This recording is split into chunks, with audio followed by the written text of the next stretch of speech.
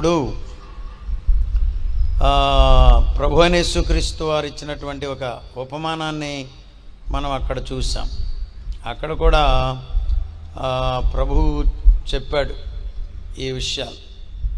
ఆ తదుపరి మరి ఒకడు వచ్చి అడిగాడు, సద్బోధకుడా అన్నాడు, నిత్య జీవమునకు వారసుండగటానికి నేనేమవ్వాలయ్యా అంటే, అందుకు ప్రభు అన్నాడు, సత్పురుషుడని నన్ను అననేలా అన్నాడు.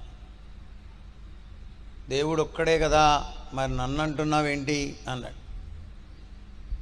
దాని విషయం ఏంటంటే, వాళ్ళు భక్తిలో ఊరేగుతున్నారు కానీ ప్రభువును మాత్రం దేవునిగా అంగీకరించడం లేదు.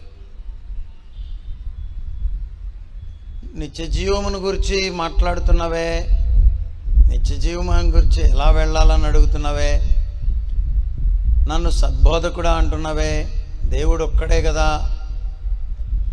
ఇన్ అదర్ వర్డ్స్, ప్రభు అయిన యేసుక్రీస్తు వారిని అతగాడు కూడా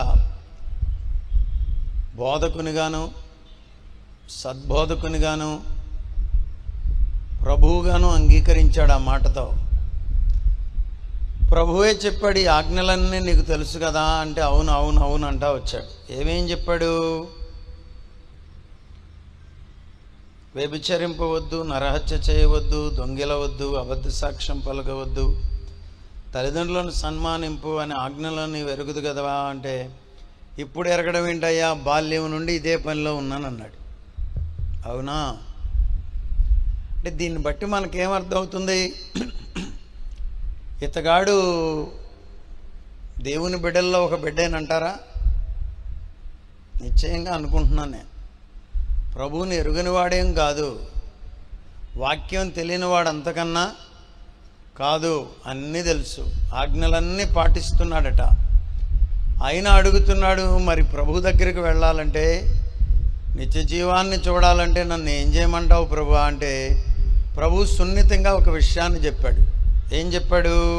నీకింకా ఒకటి కొదువుగా ఉన్నది, నీకొకటి కొదువుగా ఉంది, నీకు కలిగినవన్నీ అమ్మి బీదలకిమ్ము. అదిగో అక్కడే పట్టేస్తుంది పీక. ఆజ్ఞలన్నీ పాటిస్తున్నాను ప్రభు అంటుంటే, ప్రభు అన్నాడు, నీకు కలిగినదంతా అమ్మేసి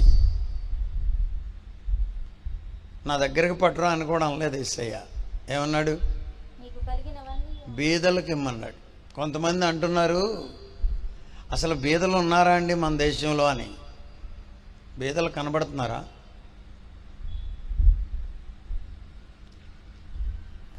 నేను అనుకుంటున్నాను నిశ్చయంగా ఈ ఉపమానం మన కొరకేనని, నీ కోసం, నా కోసం. లూకాసు వార్త 12వ అధ్యాయంలోనికి రండి. Luke chapter 12. మెల్లగా రండి, కంగారు ఏమి లేదని చెప్పారు పాస్టర్ గారు. ఎంతో కష్టపడి గ్రౌండ్ అంతా ప్రిపేర్ చేసుకున్నారు. ఆ గ్రౌండ్ మీ వర్క్ అంతా చూస్తుంటే నాకు ఎంతో ఆనందం కలిగింది. ఇంత కష్టపడి మీరే ముళ్ళేరి ఇదంతా దున్ని త్రవ్వి శుభ్రం చేసి, ఈ కష్టపడ్డదంతా ఇలా కూర్చోవడానికే కదా, కూర్చుని దేవుని మాటలు ఆస్వాదించడానికే కదా, ఈ రాత్రి కోసమే కదా, ఈ దినాల్లో ఈ వర్తమానాల కొరకే కదా, ఈ ఆరాధన కొరకే కదా, ఈ పాటల కొరకే కదా. మరి ఇక్కడికి వచ్చేసరికి మీరు ఎవరు విసుక్కోవద్దు, వినే ప్రయత్నం చేయండి.